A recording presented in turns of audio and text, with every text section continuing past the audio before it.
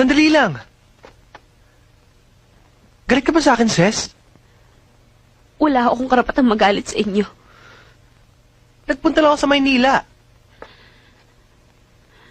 Wala akong karapatang malaman o magtanong kung saan kayo nanggaling. O kung ano man ang gusto niyong gawin. Katulong niyo lang ho ako dito. Sino nagsabi sa'yo niyan? Hindi ako kailangan pagsabihan. Yun ang pinasok ko dito.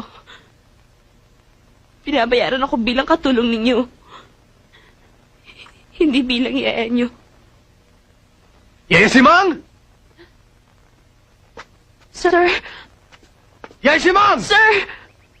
Yaya si Mang! Jason!